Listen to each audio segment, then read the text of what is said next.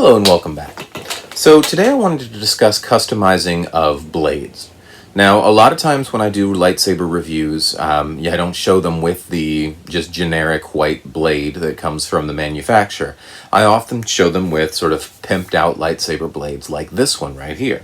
And that has led a lot of people to ask me, what is this blade? Where did it come from? How's it made? And by and large, for the most part, I've been referring people to Ripper blades. This blade right here is a Ripper Blades blade. This blade is a Ripper Blades blade. But lately, a lot of the videos have featured blades like this one right here, which is not Ripper Blades. This one was one that I made. And so I know that a lot of you guys in this hobby are crafty, and well, you know where to get some of the ones like Ripper Blades. I wanted to talk about customizing your own and sort of give you some idea of how I do that, so you know where these blades come from and how they're made. So before that, a brief history lesson on the idea of the unstable dueling blade. To my knowledge, Ripper Blades were the first ones to do that. And what they did is they took standard dueling blade stock like this. This is a photon blade that's designed to be dueled with. And they dyed it and painted it on the outside, and then they etched through it. And what that does is it creates the idea, or creates basically a day blade, which, like this purple one right here, looks really nice when the lightsaber is off, just functioning as a day blade at a convention. But when you turn the lightsaber on, it's going to sort of pop through this lightning. What that means is if I run a white light through it, the lightning will be white, and the main blade will be the sort of light purple. If you run something like yellow through it, the lightning's going to pop even more. So just to give you some idea here, here's a white LED. And on camera, you can see that sort of ragged edge that it gets. If I get it close enough, there we go, you can see the sort of purple with the white lightning. All right. Now, if I run something like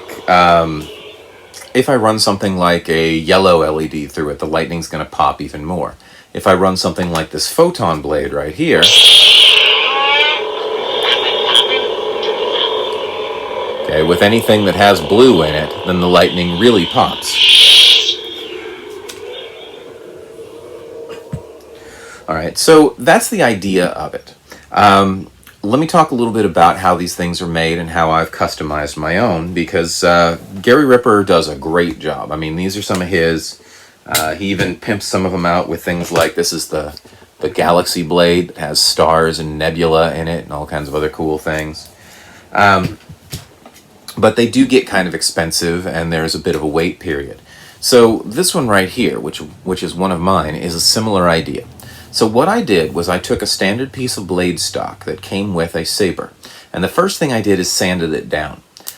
When I tried to do it without sanding, and it ended up where the paint sort of cracked because it was on top of a smooth blade surface. So I sanded the blade down first, and then I hit it with lens tint.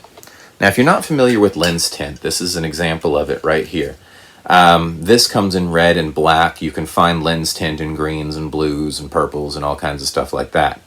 Krylon makes something that's a stained glass paint as well, but that doesn't work quite as well because it sort of pools and then dries and blobs. This is a much more even application. But lens tint is made for automotive purposes.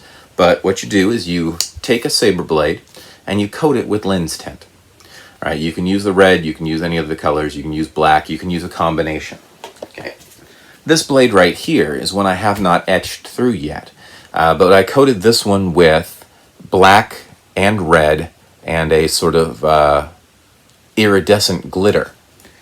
And if I shine the light through this, right now, it's sort of a mottled dark red to purple.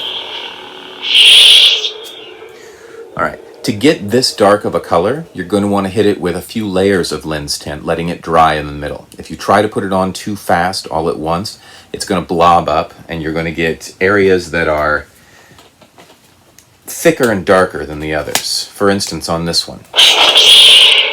You see these drips right there?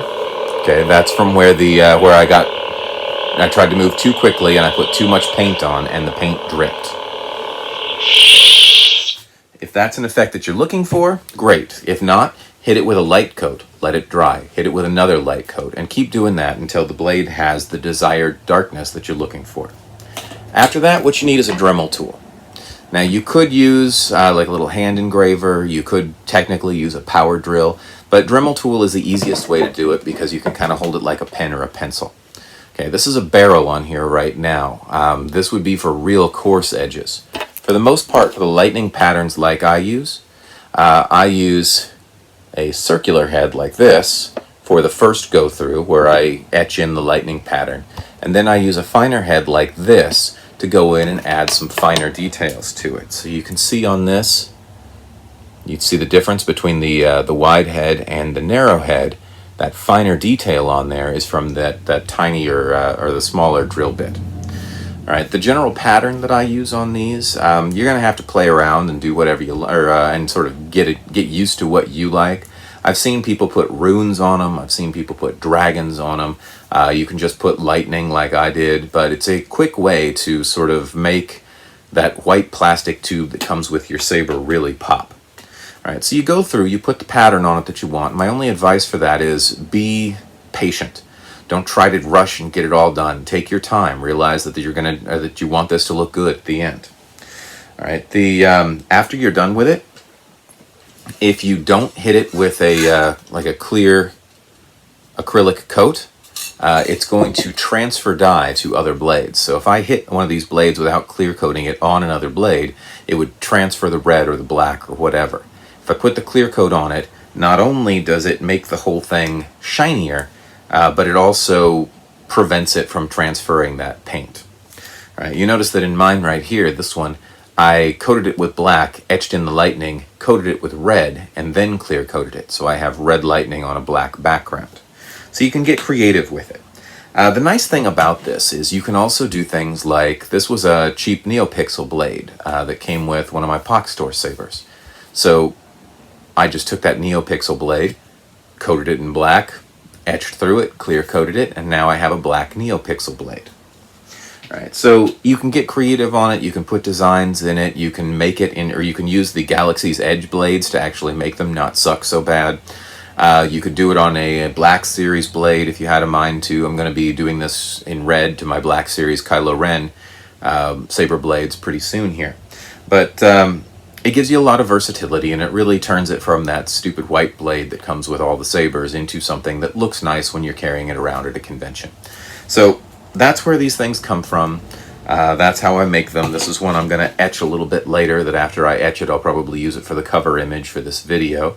And hopefully that answers some of the questions you guys have had. If you've enjoyed this, join me back for more, and I'll see you next time.